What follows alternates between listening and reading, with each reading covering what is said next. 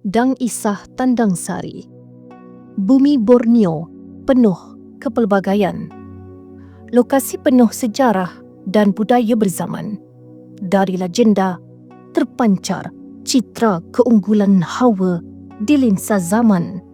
Dalam santun menjunjung keikhlasan dan kejujuran. Ini kisah Sri Kandi kita.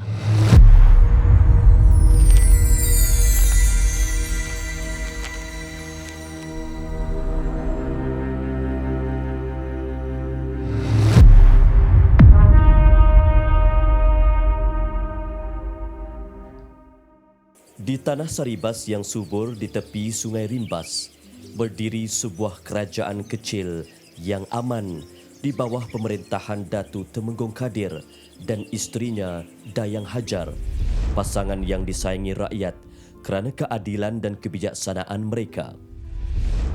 Namun selama 7 tahun perkahwinan, istana mereka sunyi tanpa tangisan anak kecil. Suatu hari, ketika Datuk Temenggung beristirahat selepas bergotong royong bersama rakyat, beliau menggunakan sebatang buluh sebagai alas. Apabila baginda terjaga, buluh itu berubah menjadi sebiji telur yang bercahaya. Dari telur itulah lahir seorang bayi perempuan yang diberi nama Dang Isah, tanda rahmat dari langit yang menamatkan penantian panjang mereka. Dang Isah membesar menjadi gadis yang bukan sahaja jelita, tetapi memiliki rambut 7 warna, simbol keajaiban dan takdir luar biasa. Kehalusannya memikat sesiapa yang memandang.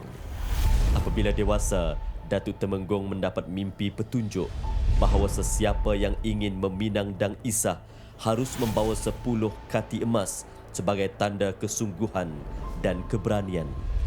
Maka muncullah Awang Bunut, pemuda gagah yang berjanji akan mengembara sejauh manapun demi memenuhi syarat itu.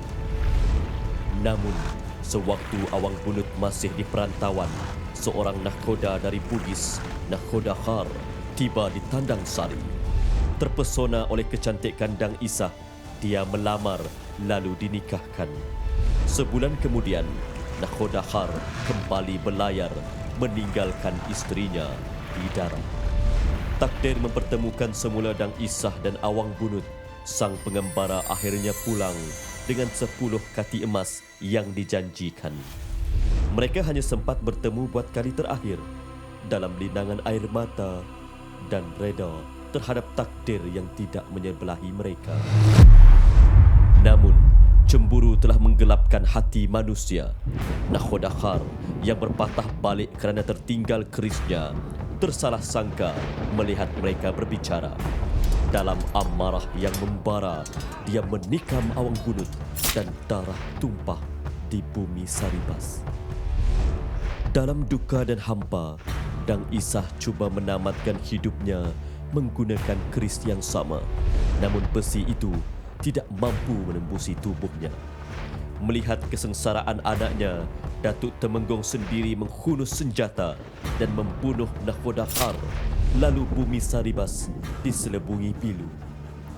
Dang Isah akhirnya menemui ajal, dibelit oleh rambut 7 warnanya sendiri, tanda pengakhiran cinta yang terlarang dan kesetiaan yang abadi. Hari ini, masyarakat Saribas masih menyebut nama Dang Isah Tandang Sari dengan penuh hormat. Legenda ini mengingatkan kita bahawa cinta sejati tidak selalu berakhir dengan bahagia.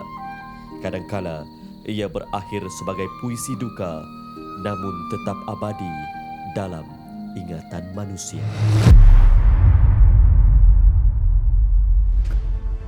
Begitulah kepribadian wanita dalam warisan kita. Dalam lembut, namun penuh prinsip pertahan hak dan keadilan. Kisah Sri Kandi yang akan terus kekal zaman berzaman.